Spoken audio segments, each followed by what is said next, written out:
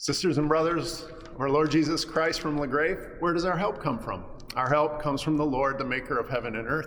Our help comes from Jesus Christ, who is the same yesterday, today, and forever. A couple weeks ago, we got together as staff, met to check in with one another. How are our souls doing? What are we feeling encouraged about? What are we feeling discouraged about? We felt the need to check in with one another because normally in the fall, ministry is full steam ahead, all hands on deck. But this fall is different. It feels like we're barely treading water. You know, in staff meetings, executive committee, council, committee meetings, we're feeling the weight, the pressure of church leadership in this pandemic. Normally, we want to steer the boat in strategic directions, but this year, we're just keeping afloat. You know, we're like Noah a little bit, making sure that the animals are fed and happy, plugging the holes, tarring the seams, making sure that Shem, Ham, and Japheth don't strangle each other.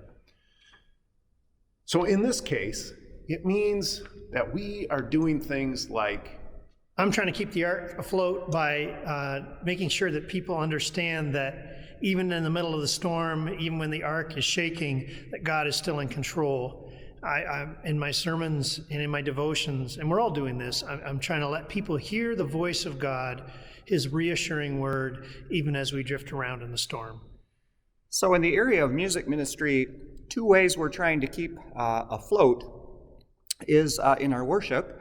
Of course, we're nowhere near to normal in our worship yet. We can't sing, but every week we do have a faithful soloist who provides the ministry of music, and they're a member here, so it's familiar to everyone. Another way is in the devotionals that Peter and I do together. I try to choose hymns and songs that are familiar, old gospel favorites and other types of songs that people can relate to in this difficult time.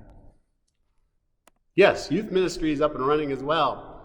Our numbers may not be as many as they were in the past and last year even, but we are loving on those who come. We're able to have intimate conversations with them and challenge them to stay in the boat and stay close to Jesus. I'm trying to keep the boat floating by staying in conversations and trying to model and to feel the grace and love of Jesus for those in this community, even when we have hard conversations. So as we all try to keep the Ark afloat together, one of the things that I'm doing is trying to keep in mind for all of us that God is with us. God is near in the midst of this storm. And I'm doing that by supporting some of the ministries that fall under the Pastoral Care umbrella that are reaching out to people and encouraging them in this difficult time. We have delivered some care packages to some of our homebound folks, and I just continue personally too, reaching out to those who are in need in some way through phone calls and emails and texts and bulletin announcements and continued prayer. in our community, we're trying to meet some emergency need, food and shelter for our neighbors, math and reading, tutoring for refugee students. Friends, that's our mission right now. And God is bringing us to Ararat, and at that point, we will be ready for a bold new mission for our church. And so may the peace of Christ go with you wherever you may be. May he guide you through the wilderness and shelter you in the storm. May he fill you with thanksgiving at the wonders he has shown you, and may he bring us all home rejoicing, face to face again once more. Go in peace.